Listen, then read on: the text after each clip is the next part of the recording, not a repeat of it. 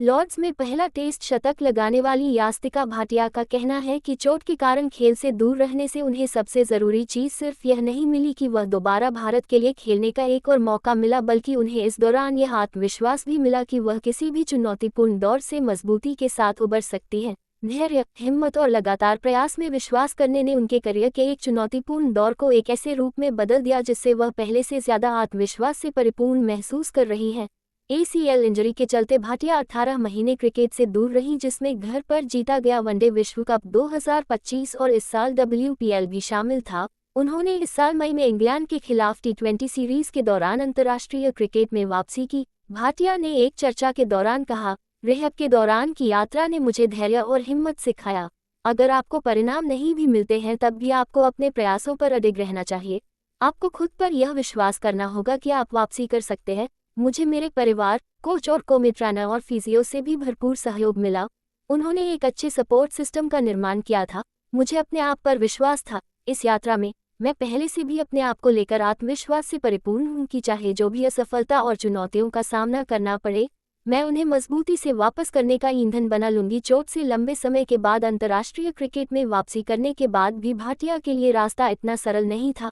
भाटिया ने इंग्लैंड के खिलाफ तीनों मुकाबलों में नंबर 3 पर बल्लेबाजी की और एक अर्धशतक लगाया, लेकिन T20 विश्व कप में वह 3 पारियों में मात्र 41 रन ही बना पाईं और एशियन गेम्स के दल से बाहर होने से पहले उन्होंने विश्व कप में तीनों पारियों में अलग अलग क्रम पर बल्लेबाजी की। उन्होंने इस दौर को भी धैर्य की परीक्षा बताया और इसके लिए उन्होंने टीम मैनेजमेंट, कप्तान हरमनप्रीत कौर और कोच अमोल मजूमदार को श्रेय दिया, जिन्होंने इंग्लैंड के खिलाफ टेस्ट में अवसर मिलने से पहले भाटिया से न सिर्फ संवाद स्थापित किया बल्कि अनिश्चितता के दौर में उनका समर्थन भी किया। भाटिया ने कहा, इस अहम समय में भारतीय टीम से मुझे काफ़ी सहयोग मिला है। अमोल सर, हरमन ने मेरे से संवाद स्थापित किया है।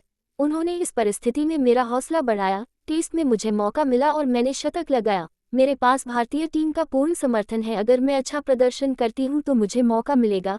इस दौर में भाटिया को भगवद गीता से काफ़ी प्रेरणा मिली। उन्होंने कहा कि फल के बजाय कर्मों पर ध्यान केंद्रित करने की शिक्षा ने उन्हें फल से आसक्त न रहने और रिहेबिलिटेशन के दौरान प्रयासों के प्रति समर्पित रहने में मदद मिली। उन्होंने कहा, मैंने गीता पढ़ी जिसमें कर्म करने पर अधिक जोर दिया गया है।